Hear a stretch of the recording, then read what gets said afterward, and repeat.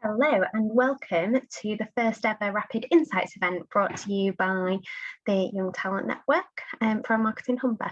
So these Rapid Insight events are going to be quick 15-minute talks talking about hopefully things that you'll find interesting. So it might be on skills, knowledge, or maybe an interesting perspective on a topic. And the Young Talent Network from Marketing Humber is a group of young talent, so people who are young within their career, and it's not based on age, and it can be anybody who's ambitious, who's wanting to start to build a network. And we run a variety of different events, so skills events, social events, and all the information can be found on our website, which is on the resources slide of the presentation that I'm about to start. So I've only got you for 15 minutes, so we better get started. Here we go. So the topic of my talk is climate changes for life, not just for summer. And I think that's really important. You know, we're seeing a lot of changes to our climate, we're seeing a lot of changes to our planet, and it's an issue that's not going away. You know, I could have just as easily said it's not just for COP26, because we've seen a lot of things coming up around that event as well. Same with the Waterline, and it's something that we all need to be aware of and to start working on. So what I'm going to do is take you through a bit about what the problem is, and hopefully everybody's aware of that, but you know, just some key statistics, what you can do, what your business can do, what's next as well, and so what you do from here, and then there's some useful, hopefully, references and resources at the end. So a couple of key statistics around climate change here. In 2020, the average temperature was almost 1 degree centigrade higher than the 20th century average. So it just shows how much the climate is increasing. And global mean sea level has risen by approximately 21 to 24 centimetres since 1880, caused by obviously a lot of ice melting due to those temperature increases. Due to those, 35 countries have now declared a climate emergency. Keep an eye on that reference because it keeps going up, which is great. And in the UK, a lot of councils have also made those declarations, Hull and East Riding being part of that. And there's a resource on the resources slide where you can go on, pop in your postcode, and it will show you where your council is with their sustainability plan and their climate action plan. Now, just to put it into pictures, here's an image of the Australian bushfires that happened from 2019 to 2020, and they caused 33 deaths directly, but over 400 due to sort of smoke inhalation issues. And then we have the same here. This is some images of the floods in Belgium and Germany, where 180 people died during that process. And then obviously thousands were left with damaged homes or homeless. And they're just a couple of examples of things that have been happening around the world. You know, I want to stress that these are not unusual events now. We're seeing that happen a lot more. So there's clearly a problem, and to get away from that and to be more positive, I want to talk about what we can all do as individuals and then also in a business environment to try and stop these things from happening. So my favourite phrase around taking action is reduce, reuse, recycle. And that's because it's easy to remember. Everybody loves alliteration and a trilogy of words. And also it means that you can apply it to anything in your life if you're trying to question a certain element of how you can be more environmentally friendly. So today I'm just going to take you through a couple of different areas where we can apply this to, just to give you some examples. But obviously there are an infinite number of things you can do around this. So starting with food waste. Now, food production accounts for around 37% of total carbon emissions worldwide, which is, you know, one of the biggest contributors to carbon emissions. And if food waste were a country, it would have the third highest carbon footprint after the USA and China. So definitely an area we can all get involved with. You know, we all like food, we all eat food, and definitely something that will have a major impact if enough people make a change. So just looking at the different changes you can make here, we can look at reductions. So things like writing a meal plan helps reduce the amount of waste you're creating in the first place, freezing any food that might get wasted, and so you can use it at a later date. And then eating more plant-based meals. So looking at animal produce, it has about double the carbon footprint of plant-based produce on average. Obviously, it varies significantly depending on the foodstuffs, but there is a massive difference there. So if you can incorporate more plant-based meals into your diet, that can have a big impact. Also looking at things like growing your own vegetables or shopping with closed loop schemes, those help with reducing with your own vegetables, your mileage on your food, and also packaging as well, which is an element of food, obviously an element of non-food as well, and also waste. And then moving on to reuse. So you can do things like save your vegetable peels and make your own stock. It's very satisfying when you can say you've made your own stock as well. And using reusable items, so things like shopping bags and reusable cups, you can often get discounts and things as well. And it's worth noting at this point that a lot of these reduction strategies for reducing carbon also are quite cost effective as well. And so you sort of get a double bonus from it, really. And then using things like reusable tubs for cleaning products or dried goods, and you can go into your zero waste stores, and a lot of local health food stores have options for that.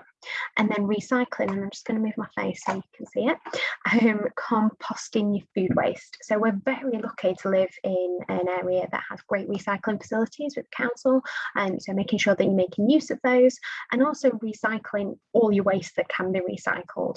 So certain things like, for example, rubber bands or batteries, you do have to take to a specialist area, but just saving those up and maybe taking a trip once a year or something, they're not big items, and just making sure that you're really recycling as much as possible, so we're reducing that amount of waste that we're creating.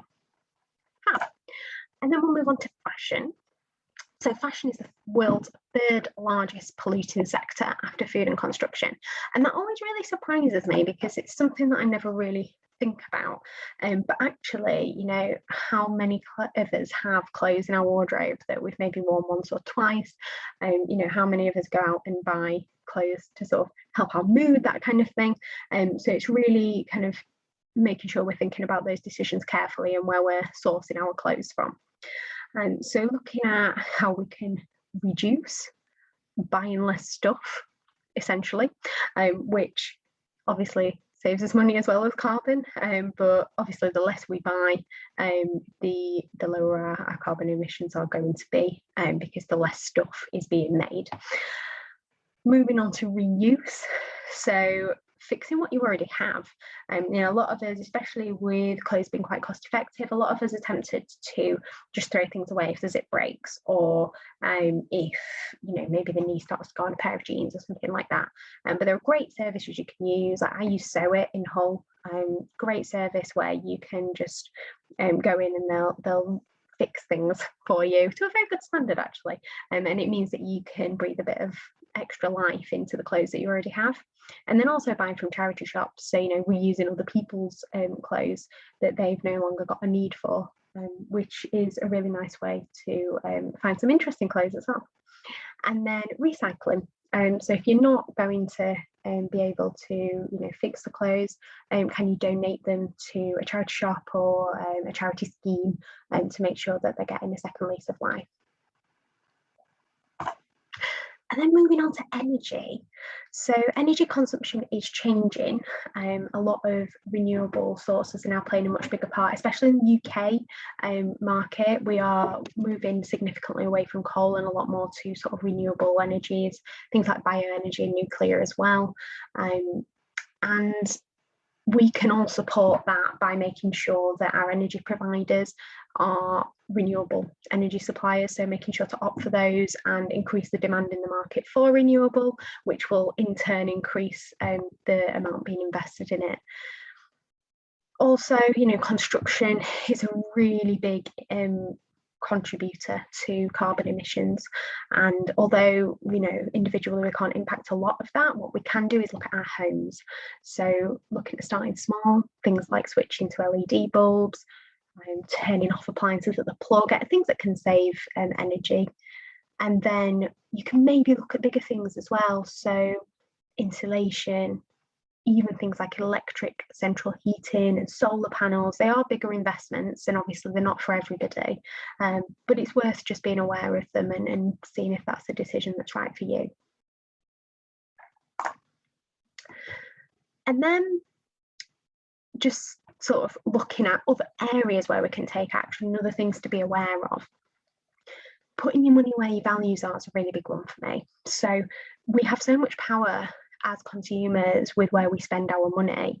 And when you spend money, you've also got to think that you're also spending carbon. So every pound you spend also has carbon emissions or carbon emission equivalent associated with that pound.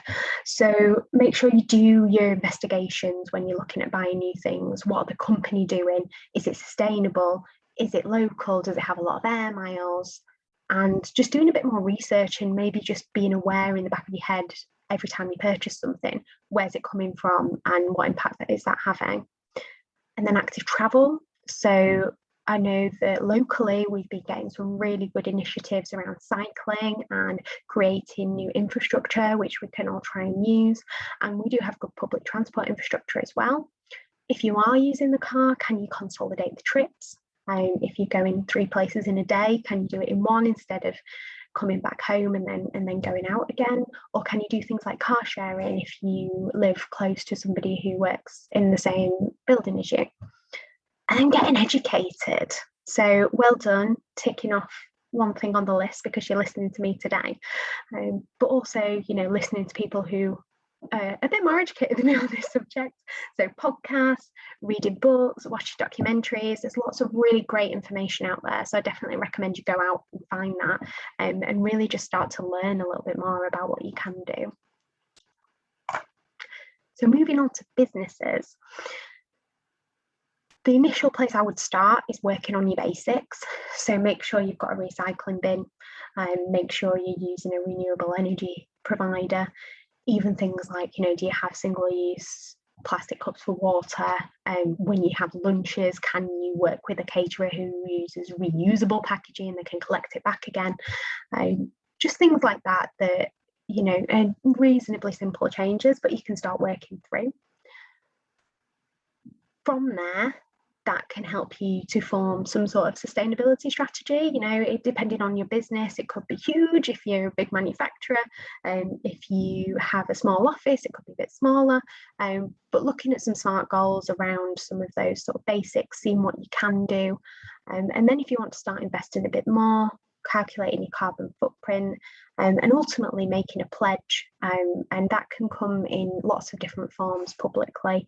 If you wanted to sign up to something like the Race to Zero, that's a great way to sort of declare publicly to your customers that sustainability is something really important to you. And it also, gives you the impetus to make sure you're really doing something about it and holding yourself accountable for it. So on these next couple of slides, there are references. So I'm adding them on so you can screenshot them, but we should make the presentation available as well.